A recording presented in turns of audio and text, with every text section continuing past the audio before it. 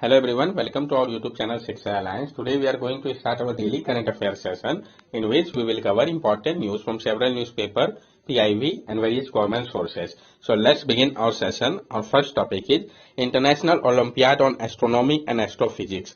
तो हम जानेंगे IOAA International Olympiad on Astronomy and Astrophysics के बारे में. India was placed jointly in the third position along with Singapore behind Iran official team 5 gold and guest team 4 gold 1 silver. India जो है वो jointly तीसरे पोजीशन में है Singapore के साथ. ईरान के जो ऑफिशियल टीम है वो 5 गोल्ड के साथ फर्स्ट पोजीशन में और गेस्ट टीम जो थी वो 4 गोल्ड 1 सिल्वर के साथ सेकंड पोजीशन में. इंडिया और सिंगापुर थर्ड पोजीशन में है. 209 student from 37 main and 6 guest team participated in this year IOAA. 209 student जो थे 37 मेन और 6 गेस्ट टीम के, उन्होंने भाग लिया था इस साल के international olympiad on astronomy and astrophysics में. This year competition was originally scheduled to be held in Kyiv, Ukraine. It was shifted to Kutaisi, Georgia in March 2022 due to the war in Ukraine. इस साल जो competition था वो originally schedule किया गया था कहाँ पे, तो कीव पे होने वाला था यूक्रेन पे, लेकिन बाद में इसको शिफ्ट कर दिया गया कुटाइसी जॉर्जिया के लिए मार्च 2022 पे, जो यूक्रेन में वॉर हो रहा था इसके कारण. तो ये पहले कहाँ होने वाला था और अब कहाँ हुआ ये इंपॉर्टेंट हो जाता है. तो पहले ये कीव यूक्रेन में होने वाला था, बाद में इसको शिफ्ट कर दिया गया कुटाइसी जॉर्जिया में. नेक्स्ट टॉपिक है हमारा production link incentive scheme to develop niche battery. हम जानेंगे प्रोडक्शन लिंक इंसेंटिव स्कीम के बारे में ताकि डेवलप किया जा सके निच बैटरीज को. The government plan to offer production link swap worth around $500 million to develop niche battery to achieve climate goal and cut reliance on fossil fuel import. Government plan कर रहा है कि offer करेंगे production link swap, जिसका वोल्ट जो है वो $500 million का होगा, डेवलप करने के लिए निच बैटरीज को, ताकि अचीव किया जा सके क्लाइमेट गोल को और कम किया जा सके जो हमारा डिपेंडेंस है फॉसिल फ्यूल के इंपोर्ट के ऊपर. A new PLI is coming on niche advanced chemistry cell, unlike other PLI scheme where the focus is on manufacturing. The scheme is likely to provide shops for research and development of newer chemistries along with production. जो नया PLI production link incentive scheme है ये focus करेगा नीच advance chemistry cell के ऊपर, जैसे कि PLI स्कीम बाकी सब है जो फोकस कर रहा है मैन्युफैक्चरिंग के ऊपर. ये स्कीम जो है ये प्रोवाइड करेगा शॉप्स को रिसर्च एंड डेवलपमेंट के लिए न्यूअर केमिस्ट्री का, साथ साथ प्रोडक्शन के लिए. The search for newer technology and battery chemistry comes against the backdrop of an acute shortage of lithium in India. और ये जो सर्च किया जा रहा है न्यू टेक्नोलॉजी का और बैटरी केमिस्ट्री का, वो वैसे समय पे किया जा रहा है जब बहुत ज्यादा शॉर्टेज है लिथियम का भारत में. नेक्स्ट टॉपिक है हमारा कोराडिया इलिंथ. हम जानेंगे कोराडिया इलिंथ के बारे में कि ये है क्या. Germany has launch the world first fleet of hydrogen power passenger train Coradia iLint. तो किस कंट्री ने लॉन्च किया, ये है क्या, तो जर्मनी ने लॉन्च किया है. वर्ल्ड का पहला फ्लीट है हाइड्रोजन पावर पैसेंजर ट्रेन का, जिसका नाम है Coradia iLint. Hydrogen power passenger train है, जर्मनी के द्वारा लॉन्च किया गया. Coradia iLint train have a range of up to 1000 kilometre and a maximum speed of 140 kilometre per hour. जो कोराडिया इलिंथ ट्रेन है इसका रेंज अप टू 1000 किलोमीटर का है और इसका maximum speed 140 kilometre per hour का है. By using hydrogen produced with renewable energy, the train will save 1.6 million liters, more than 422,000 gallons of diesel fuel a year. Hydrogen is currently produced as a byproduct of chemical process, but German specialty gas company Linde plan to manufacture it locally using only renewable energy within 3 years.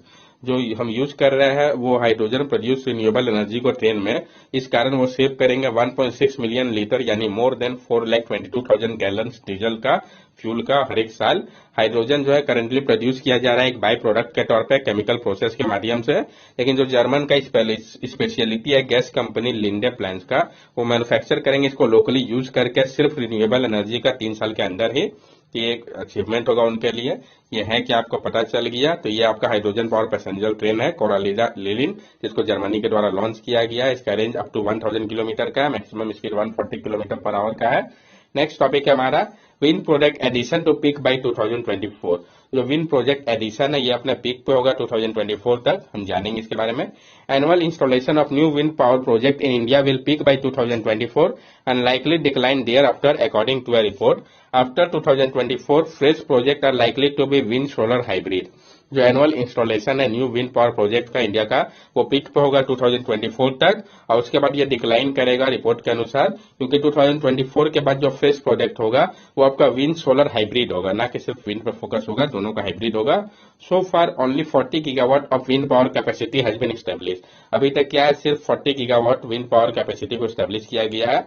Wind industry installation have been slowing down in India since 2017. Only 1.45 gigawatt of wind projects were installed in 2021, with many delayed due to second wave of COVID-19 and supply chain related disruption. Wind industry installation जो था वो काफी slow हो गया था भारत में 2017 से ही, और सिर्फ 1.45 गीगावाट विंड प्रोजेक्ट को इंस्टॉल किया गया 2021 के दौरान, क्योंकि बहुत सारा डिले हुआ था सेकेंड वेव ऑफ कोविड-19 के कारण, और जो सप्लाई चेन रिलेटेड डिस्ट्रप्शन आया था इसका ह्यूज इंपैक्ट पड़ा इसके ऊपर। नेक्स्ट टॉपिक है हमारा what is an office of profit. तो हम जानेंगे ऑफिस ऑफ प्रॉफिट होता क्या है, क्या ग्राउंड है डिस्क्वालिफिकेशन के लिए, बेसिक क्राइटेरिया क्या है जिसके ग्राउंड पर आप डिस्क्वालीफाई कर सकते हैं एमपी और एमएलए को, सब समझेंगे आप। If an MLA or an MP hold a government office and receive benefit from it, then that office is termed as office of profit. अगर कोई MP या MLA होल्ड करता है गवर्नमेंट ऑफिस को और रिसीव करता है बेनिफिट को उससे, तो उस ऑफिस को कहा जाएगा ऑफिस ऑफ प्रॉफिट। डिस्क्वालिफिकेशन के बारे में हम जान लें। A person will be disqualified if he hold an office of profit under the central or state government or other than an office declared not to disqualify its holder by a law passed by parliament or state legislature.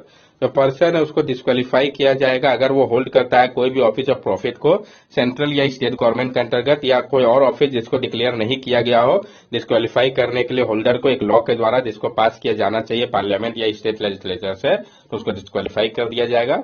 Basic criteria क्या है disqualify करने के लिए MP या MLA को।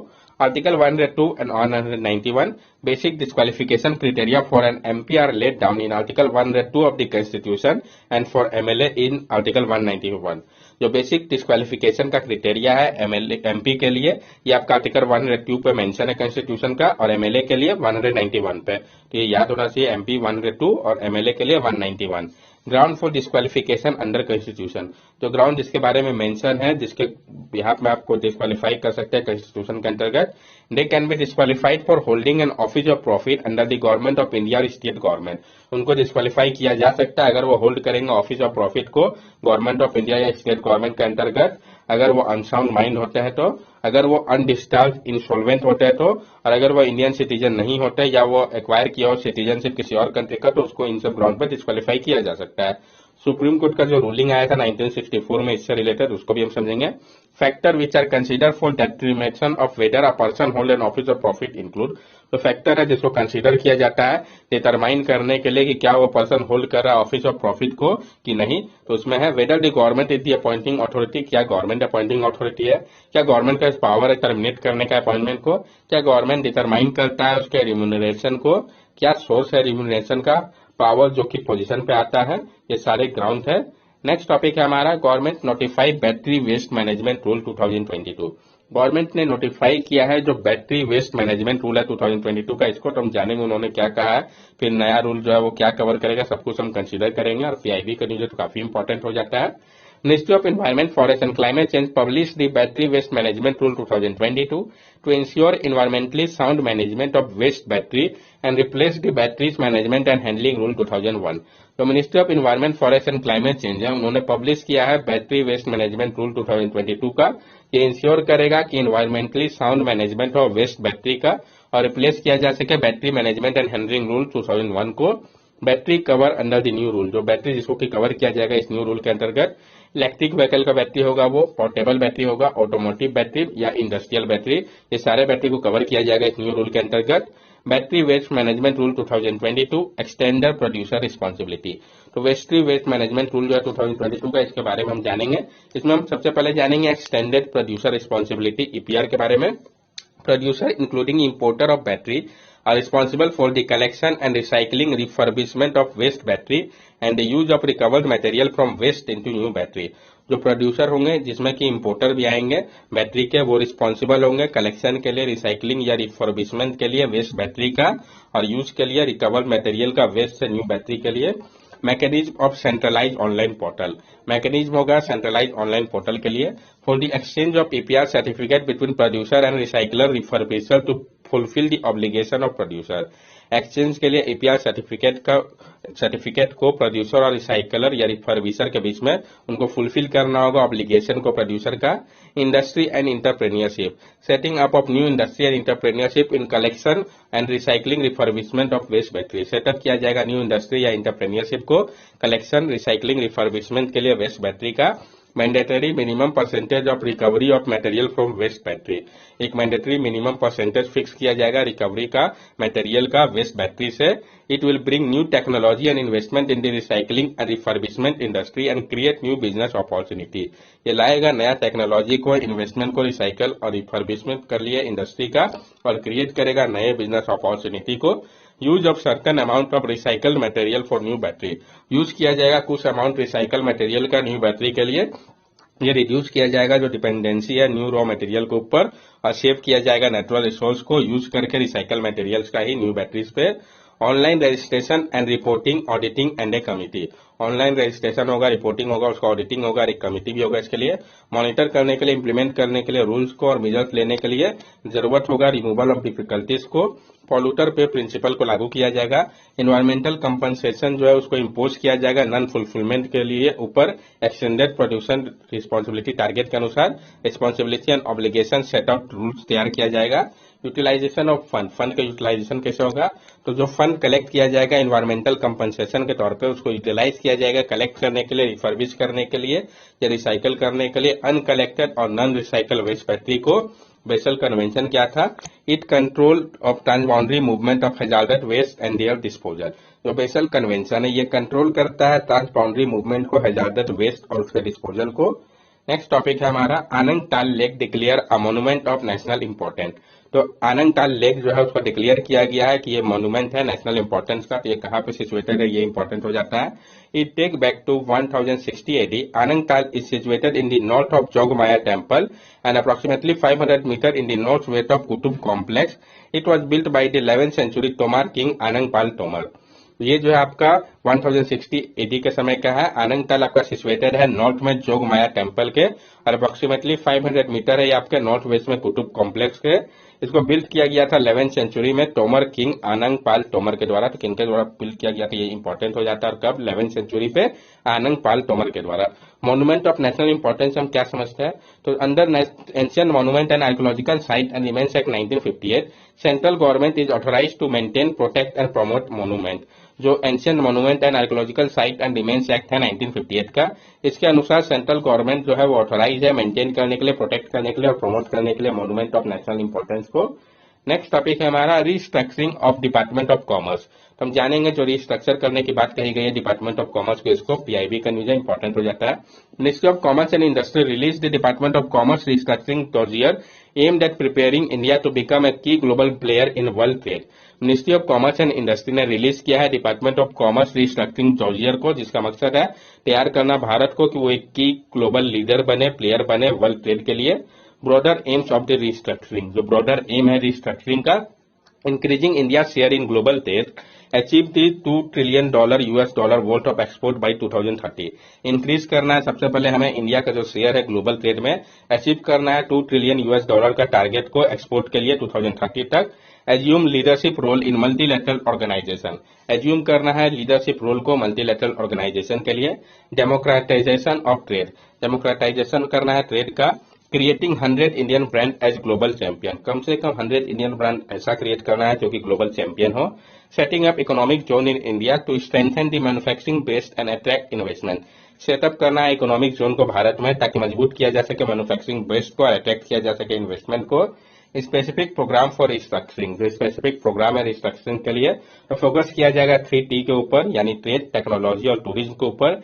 Dedicated trade promotion body होगा जो कि ड्राइव करेगा फॉर्मुलेशन को, एग्जीक्यूशन को, प्रमोशन स्ट्रेटेजी का। Digitisation of trade facilitation process, digitise किया जाएगा ट्रेड फैसिलिटेशन प्रोसेस को ताकि टाइम कम लगे। Overhauling of the data and analytics ecosystem and capacity building of Indian trade service to drive specialisation and institutional memory. Overhaul करना होगा जो data analytics ecosystem है, capacity building Indian trade services का, ताकि ड्राइव किया जा सके स्पेशलाइजेशन और इंस्टीट्यूशनल मेमोरी को।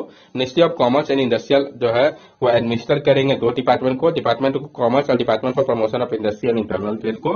नेक्स्ट टॉपिक है हमारा MCA 21 वर्जन 3। तो हम जानेंगे MCA 21 वर्जन 3 के बारे में।